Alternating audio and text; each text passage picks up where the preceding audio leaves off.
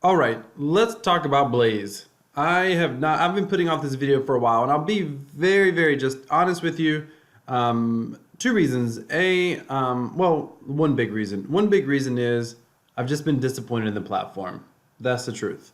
And the past two videos I've done would have came off being extremely critical. And I'm so thankful that I didn't get those videos out because I've had a chance to kind of watch it a little bit, and I'm not going to sit here and sugarcoat this to you.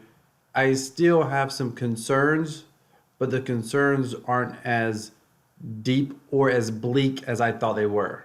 So let me just right off the bat tell you what bothers me about Blaze, and then I'm going to tell you about some of the new changes that they've come up with, and it actually looks like it's starting to work a little bit, and I'll explain that.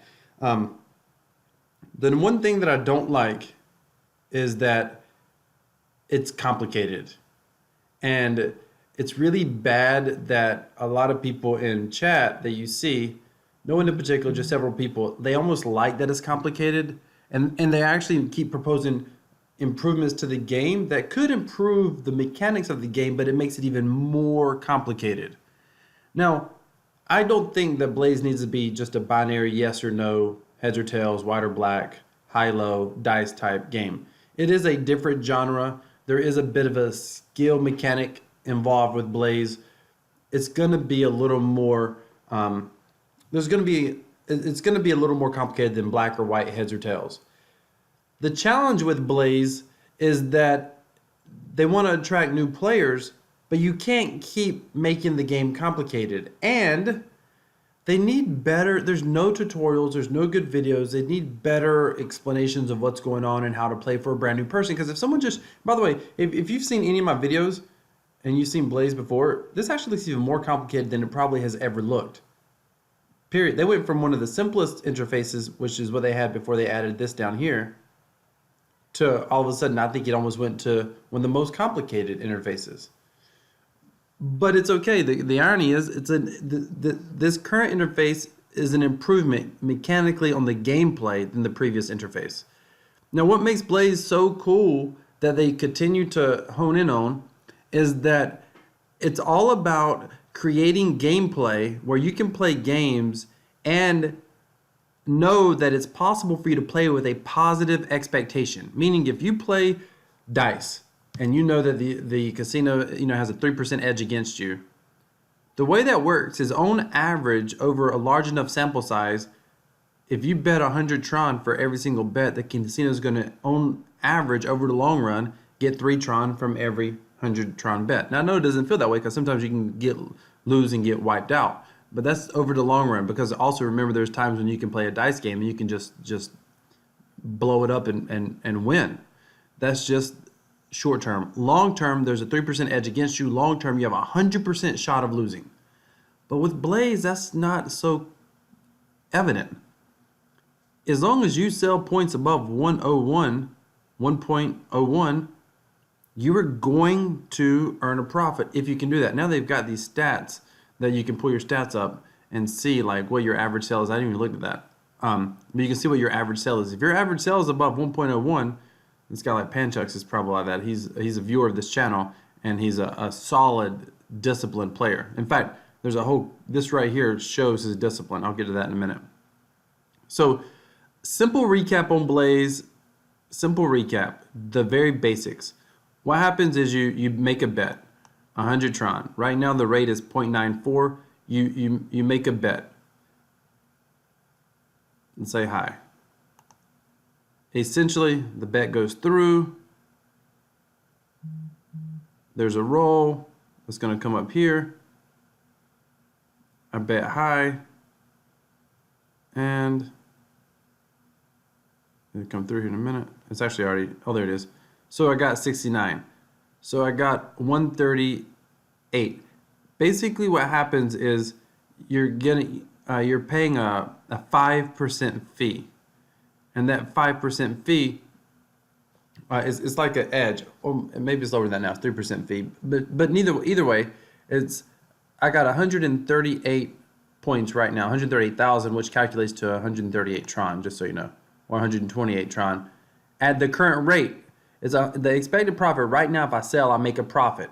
But if I wait until the rate goes up to 1.01, I'll make 138 Tron.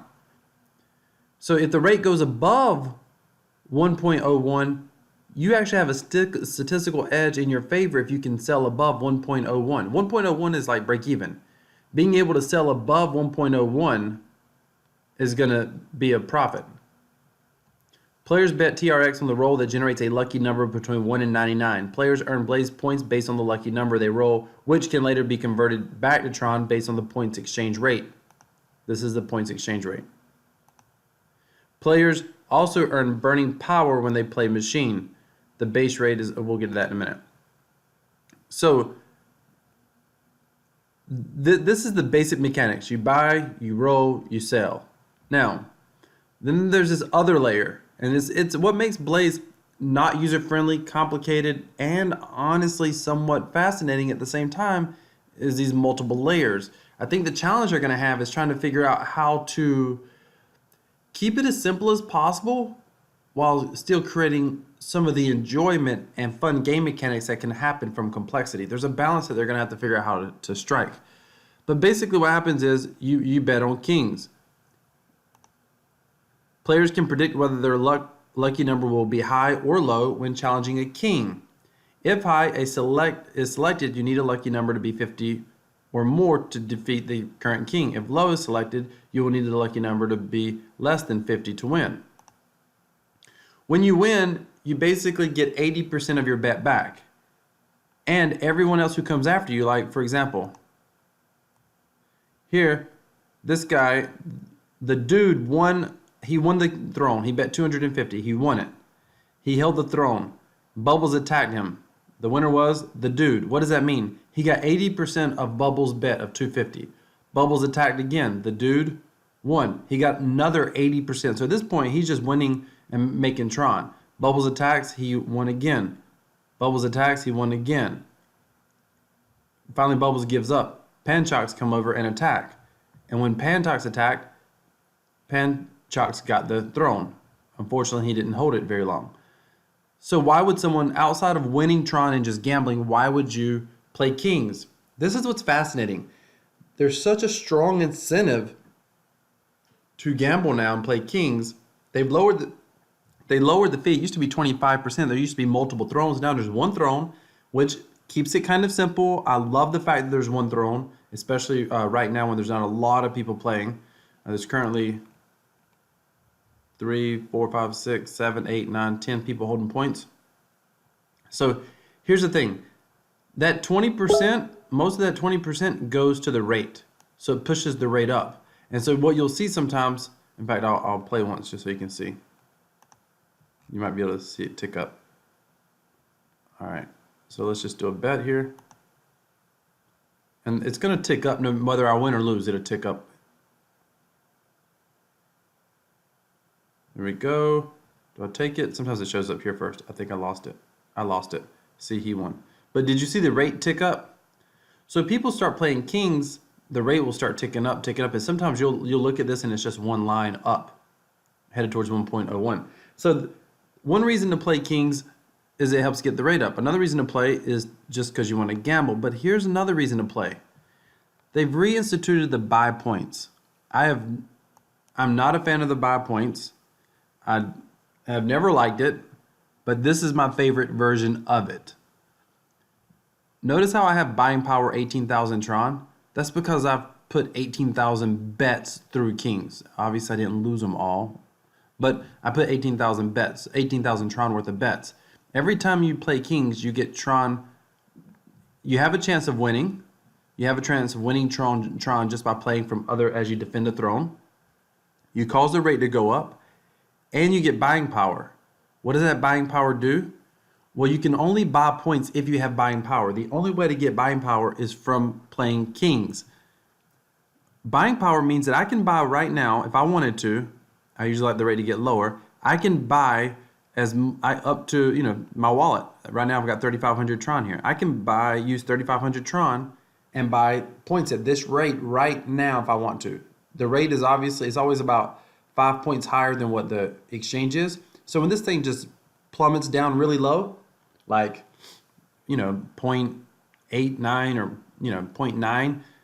If it's at 0.9, I'm able to buy points for 0.95, which means as soon as the rate goes above 0.95, I'm making profits. If it goes all the way to 1, I've made 5% profits. That is very interesting, not the buying mechanism, but that in order to have the ability to buy points, you have to be someone who's playing kings. And when you're playing kings, you're helping push the rate up. There's good dynamics that's going on here. It's very, very fascinating. Now, here's the other thing. For every bet that you make, you're earning buying power. That's the contest. You're earning burn power, sorry. Burn power. So I've got 1,500 tokens. I actually have 2,500, but I got 1,500 right now. These tokens, I'm able to burn 16 right now. You burn them at a rate of 25 Tron each. So if I burn those right now, I'd get 404 Tron.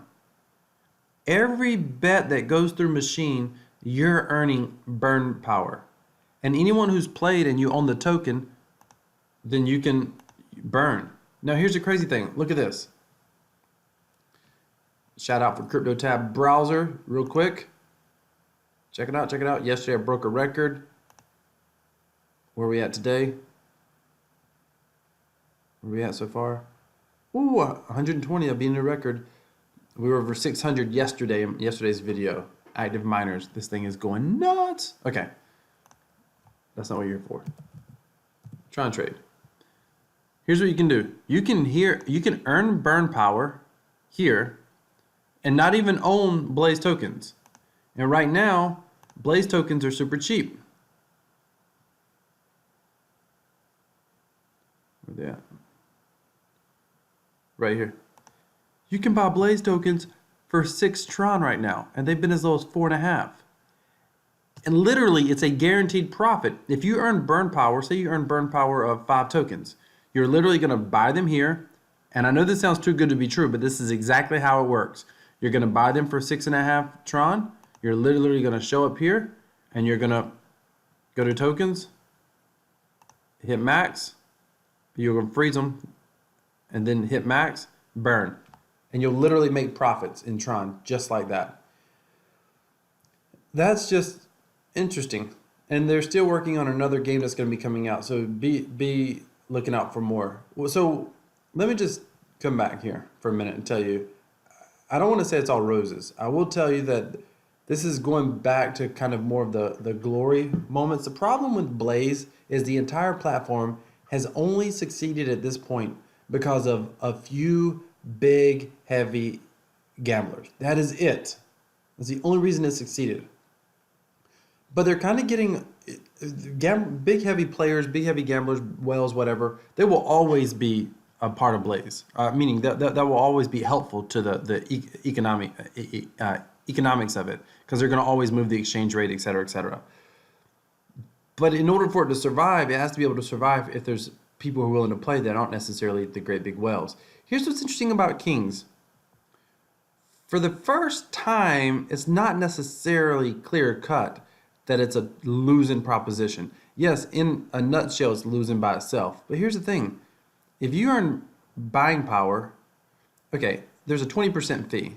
So in theory, if you played every single time, well, you're never going to play every single time. There's always going to be a player and a defender. So you're only going to pay that fee. You're not playing every time. So let's just say that, you were playing every other time. I don't know how else to say that. It's going to end up being, if I'm doing my math right, a 10% fee that you'd be paying.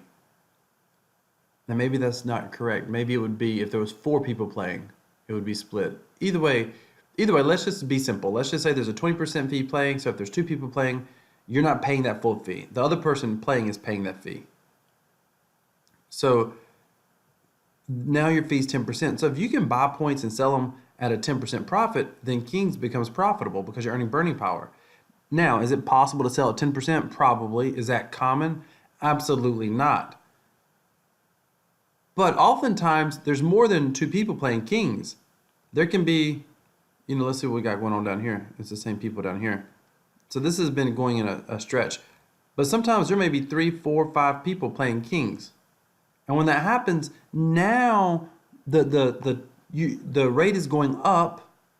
You're not having to worry about you're not going to have to worry about the effect of King paying that fee just to move the rate every time, and you're going to be able to most likely have some burning power to make a profit. So you're not going to have the burden of the fee all on your own. Is what I'm trying to get at. I hope this is making sense. I mean, it doesn't change. It doesn't necessarily change the fee. The fee's the fee, and the outcome, the math is still going to be the same. But you don't have to play Kings. There's one Kings game, and it ends up being kind of a group effort, and you end up earning buy points, which you kind of want the buy points, and you don't have to worry about just you've got a mechanism that helps you lower your fee is what I'm getting at. And then the rate hits 101 more often. There's a lot more rolls. I mean, I'll give it to them. They've been hitting above 1 probably 2, 3, 4, 5 times. I mean, over the weekend, I think Sunday they hit it like 4 or 5 times. It was a lot. So it's kind of, it feels the closest than it's ever felt to the glory days, I would say. So we'll have to see how the next game comes along. If the next game comes along and it's a true skill-based games, which is supposed to be a version of Chutes and Ladders, essentially. If it's a true skill-based games that people have fun, they feel like it's fun to play, and they just enjoy the play value of the game, and it's not just about gambling, it's the strategic play value. If it has some strategic play value, like I'll tell you, betting here and selling on the points exchange has fun strategic play value. Like that's fun. And it has a positive expectation in the edge, so you don't have to worry about hitting a loss every time. That's fun. It's fun in the way that poker's fun. Multiplayer poker can be fun. So it's not like going to the craps table with a guaranteed loss on your play over time. That's the interesting part. So if they can create something like that with a secondary game that also feeds the rate, that could be promising. The key is here's one more thing that kind of stinks. There's no long-term plan for the token. What is a long-term plan of the token? No one knows. Like they've said, oh, we may reinstitute divs. Here's currently what the devs are doing, and this is the part that I don't like.